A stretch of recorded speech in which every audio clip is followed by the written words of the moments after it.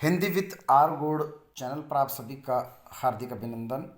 प्रथम श्रेणी व्याख्याता भर्ती परीक्षा हिंदी अभ्यक्तियों माध्यम संवाद सेतु, जिसमें पत्रकारिता उसके विविध आयाम से संबंधित है, जिस पर आपने निश्चित बात है अभी तक आवश्यक समय नहीं दिया है।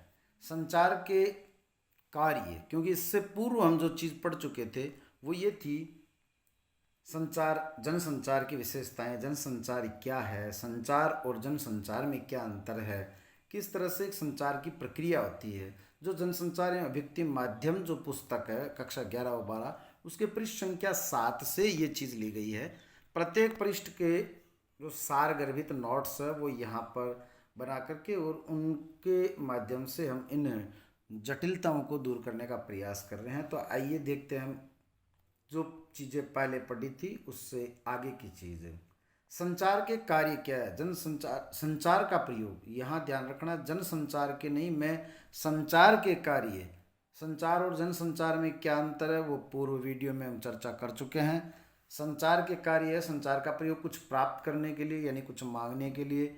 नियंत्रण, जैसे एक अध्यापक छात्रों पर नियंत्रण किस तरह से करेगा। सूचना, कुछ जानने या बताने के लिए। अभिव्यक्ति, अपनी भावनाओं की अभिव्यक्ति के लिए। सामाजिक संपर्क, संचार का प्रयोग समूह में आपसे संपर्क बढ़ाने के लिए। किसी समस्या या चिंताओं को दूर करने, समस्याओं हेतु पुकारने आदि के लिए। रुचि या किसी वस्तु या विषय के प्रति प्रतिक्रिया व्यक्त करने के लिए भी। ठीक उसी तरह से भूमिका को पूरा करने, एक अध्यापक, एक विद्यार्थी या जज अपनी भूमिका का प्रयोग या उपयोग करने के लिए, अपनी भूमिका के निर्वहन के लिए वो संचार करेगा। बिना बोले अध्यापक कैसे पढ़ाएगा, बिना कहे विद्यार्थी अध्यापक से किस तरह से किसी बात को पूछेगा। नेक्स्ट, जनसंचार के कार्य। यहाँ पर हम उन चीज़ों को छोड़ेंगे जो पूर्णतया रटने वाली बातें होगी, जो मैं अभी आपको बताऊंगा कि कहाँ से आपको क्या पढ़ना चाहिए। जनसंचार के कार्य, सूचना देना, दुनिया भर से सूचनाएं प्राप्त होती है, ये सूचना देना जनसंचार का कार्य। जनसंचार का नाम आते आपके दिमाग में, आपके जहन में बात आनी चाहिए टीवी, रेडियो, समाचार पत्र आदि, ये जनसंचार के माध्यम है। तो इनका उद्देश्य होता है सूचना देना, शिक्षित करना, जनता को शिक्षित करने से तात्पर्य देश दुनिया के हाल से परिचित कराने व उसके प्रति सजग बनाने से। मनोरंजन करना, एजेंडा तय करना, देश और समाज का एजेंडा भी तय करते हैं। किसी खास घटना या मुद्दे को प्रमुखता से उठाने पर वह चर्चा का विषय हो जाता है। जैसे गायों की लंपी बीमारी, अगर उसको समूचा मीडिया उस मुद्दे को यदि उठाए तो वो जनता में एक चर्चा का विषय बन जाता है और उसी की चर्चाएं चलने लगती है और वो एजेंडा बन जाता है। परिणाम स्वरूप ये किसी प्रतिक्रिया हेतु बाध्य हो जाते हैं। निगरानी करना, जनसंचार माध्यमों का कार्य सरकार व संस्थाओं के कामकाज पर निगरानी रखना भी है। सरकार के गलत कार्यों को जनता के सामने लाना। विचार विमर्श के मंच, लोकतंत्र में विभिन्न विचारों को व्यक्ति का मंच उपलब्ध करवाते हैं, ये जनसंचार के कार्य हैं। भारत में जनसंचार माध्यमों का विकास किस तरह से हुआ था, किस तरह से आरंभ में ये सम्राट चंद्रगुप्त मौर्य, अशोक आदि के शिलालेख, कच्चे शाही रंग, फिर उसके बाद में जो गुफा चित्र है, कठपुतली, लोकनाट्य या नाट्य रूप कथावाचन, ये आदि के माध्यम से धीरे धीरे जनसंचार के माध्यमों का विकास होता गया।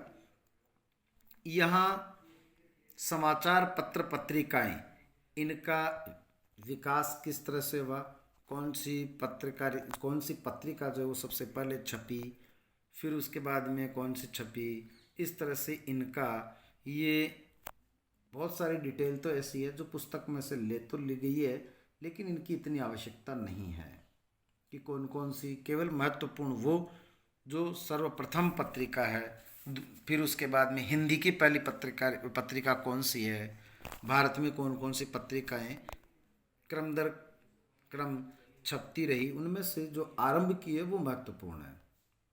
इसी तरह से रेडियो, जिसका आविष्कार जो है वो इटली के मार्कोनी द्वारा हुआ था। ये आरंभिक रेडियो स्टेशन कहाँ आया, अमेरिका में, फिर भारत में कब आया, इस तरह से केवल आरंभ की 3, 4, 5 पंक्तियाँ महत्वपूर्ण है। इसी तरह से टेलीविज़न, और इसी तरह से सिनेमा, और इसी तरह से इंटरनेट। तो ये चीज़ जो है वो एक अलग अंदाज में पढ़ी जानी चाहिए। इसी तरह से जनसंचार माध्यमों का प्रभाव क्या पड़ता है, जिसे जनसंचार माध्यम आज एक उत्पाद की तरह हमारे घरों में घुस गए हैं। किस तरह से टीवी पर एडवर्टाइजमेंट आते हैं और एक उत्पाद के रूप में हमारे घरों में घुस गए हैं। बिना समाचार पत्र के, बिना किसी टीवी के चैनल के हम रह नहीं पाते, तो ये भी एक उत्पाद बन करके हमारे घरों में घुस गए हैं। इसके बाद में लिपि से मुद्रण तक का सफ़र, ये टॉपिक हम फिर एक बार देख लेते हैं। लिपि का आविष्कार संचार के क्षेत्र में दूसरी बड़ी क्रांति है। तो दूसरी क्रांति लिपि, इसका मतलब पहली क्रांति कौन सी है?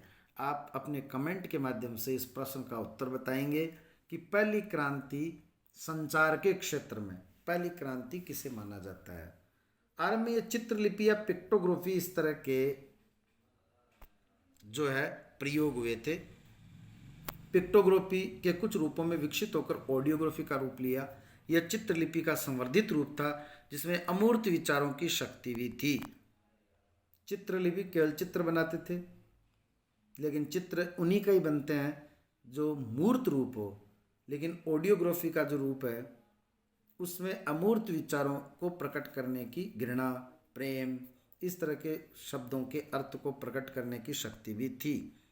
चित्रलिपि में छोटा सा वृत्त सूर्य का प्रतिनिधित्व करता था। ये एक एग्जाम्पल दिया गया है।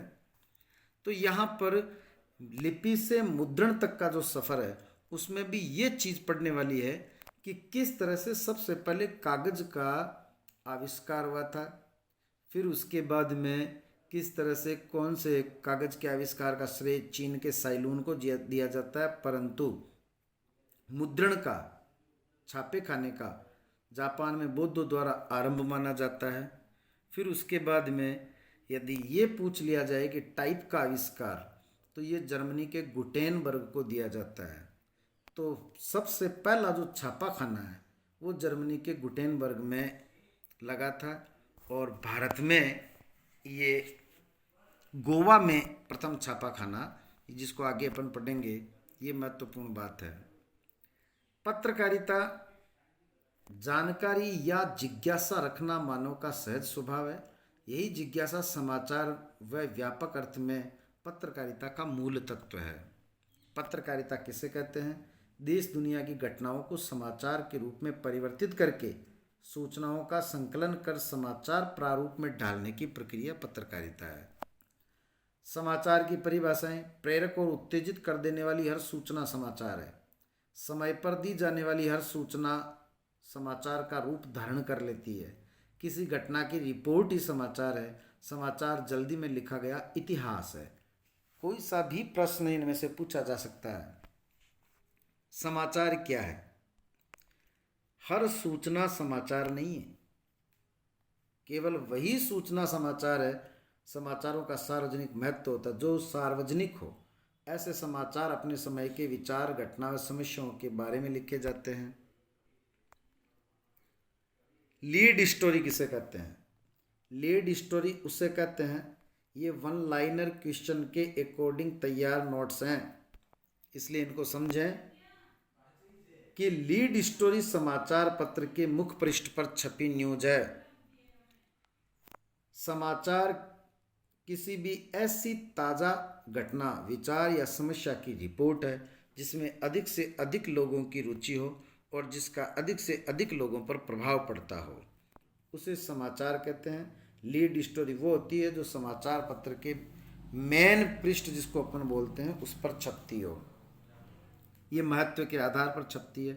इसके बाद में समाचार के तत्व, ये बहुत इम्पोर्टेंट है।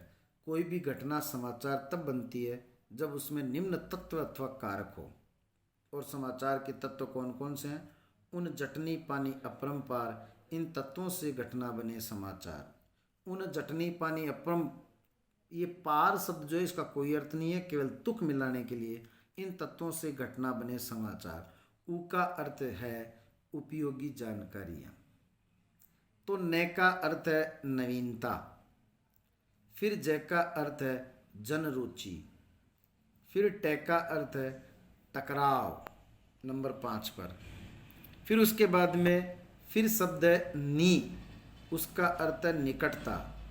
फिर पा का अर्थ है पाठक वर्ग नंबर 9 पर। फिर उसके बाद में वापस आ गया नीतिगत ढांचा।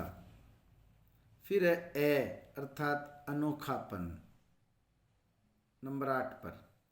फिर है प्रे का अर्थ है प्रभाव। ये प्रभाव जो है वो नंबर 3 पर। और उसके बाद में मैं अर्थात महत्वपूर्ण लोग जो नंबर 6 पर लिखा हुआ है। इस तरह से उन जटनी पानी अपरंपार। इन सब का अर्थ क्या है? इन सब का अर्थ ये है कि किसी समाचार पत्र में उपयोगी जो जानकारी होती है उसे हम समाचार कहेंगे। जैसे मौसम, तापमान, स्कूल कब खुलेंगे आदि। नवीनता, दैनिक समाचार पत्र की अपनी एक समय सीमा होती है। कोई जब बासी न्यूज़ हो जाती है, ऐसी न्यूज़ समाचार का रूप नहीं ले पाती है। जब एक निश्चित समय तक भेजा जाता है उसे डेडलाइन, ये आ सकता है प्रश्न। डेडलाइन का मतलब ये होता है यदि किसी समाचार भेजने वाले संपादक के अर्थात पत्रकार को ये कहा जाता है आपको शाम 5 बजे के बाद में न्यूज़ नहीं भेजनी है, तो ये उसकी डेडलाइन हो गई। यद्यपि नवीनता के न होने पर भी समाचार की संभावना होती है, कई न्यूज़ें ऐसी होती है जो 10 दिन पहले की है, महीने भर पहले की है, उनको भी समाचार का रूप दिया जा सकता है। जन रुचि, जिन जिन लोगों में जिस तरह के न्यूज़ की रुचि होती है उनके लिए टारगेट ऑडियंस जिनको कहते हैं। टारगेट ऑडियंस का मतलब होता है हर समाचार संगठन का अपना एक लक्ष्य समूह होता है। जैसे अनाज के भाव जो होते हैं वो केवल वो किसान वर्ग अर्थात अथवा वो व्यापारी देखेंगे जो इस तरह का काम करते हैं। खेल की जो न्यूज़ है वो केवल जो अच्छे खिलाड़ी हैं अथवा खेल की में अच्छी रुचि रखने वाले हैं, केवल वही लोग, तो ये टारगेट ऑडियंस कहलाता है। इसके बाद में टकराव या संघर्ष, भारत पाकिस्तान के बीच मैच होना या रूस यूक्रेन के बीच में युद्ध होना या दो राज्यों के बीच में किसी तरह का या दो राजनीतिक पार्टियों के मध्य किसी तरह का टकराव होना, इसमें लोग स्वाभाविक दिलचस्पी दिखाते हैं, तो ये भी एक समाचार का तत्व है। निकटता से तात्पर्य है किसी स्थान से ही नहीं, स्थान के साथ साथ सांस्कृतिक रूप से, धार्मिक रूप से, जाति रूप से। यदि आपकी जाति की न्यूज़ है तो आप उससे पहले पढ़ेंगे बजाय दूसरी जाति के।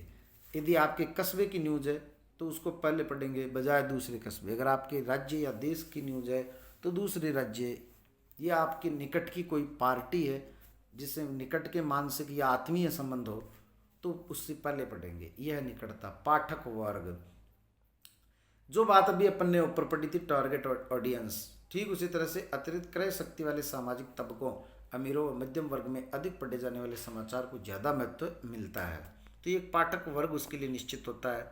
नीतिगत ढांचा, समाचारों के चयन व प्रस्तुति को लेकर एक नीति होती है जिसे संपादकीय नीति कहते हैं। किस पार्टी को अधिक महत्व देना या किसी भी पार्टी को महत्व नहीं देना या किसी एक वर्ग विशेष को महत्व देना, ऐसी कोई भी नीति हो सकती है। अनोखापन, इस तरह के समाचार लोग, जैसे अवैज्ञानिक सोच व अंधविश्वास को जन्म दिया जाता है ऐसे। जैसे मान लो कि टीवी पर कई न्यूज़ चल रही है, एक ऐसा गांव जहां पर एक सांप के 3 मुंह हैं, एक बच्चे के 3 मुंह हैं, एक किसी महिला ने 6 बच्चों को जन्म दिया है।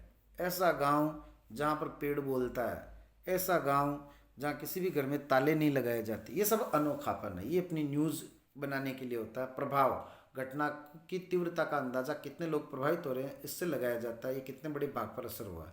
महत्वपूर्ण लोग, जितने भी जो जाने माने प्रसिद्ध लोग होते हैं, चाहे वो प्रधानमंत्री, राष्ट्रपति हैं अथवा कोई हीरो है, हीरोइन है, उनके बारे में जो महत्वपूर्ण या महत्वपूर्ण खिलाड़ी हैं जिनके बारे में जानने को लोग उत्सुक रहते हैं, वो उनका क्या स्टैंडर्ड है, किस तरह की उनकी लाइफ स्टाइल है, ये उन जटनी पानी अपरंपार ये समाचार के 10 तत्व हैं। तो हमने 2 लेसन में ये देखा है। इसके बाद में हम पढ़ेंगे कि किस तरह से पत्रकारिता की अगली जो बातें हैं हम पढ़ेंगे, जो हम तीसरे वीडियो में जानेंगे। यहाँ से हम शुरू करेंगे कि किस तरह से संपादन क्या होता है, संपादन के सिद्धांत क्या होता है। आज के लिए इतना ही, धन्यवाद। नए जो साथी हैं वो सब्सक्राइब जरूर करें, शेयर करें। पुनः धन्यवाद।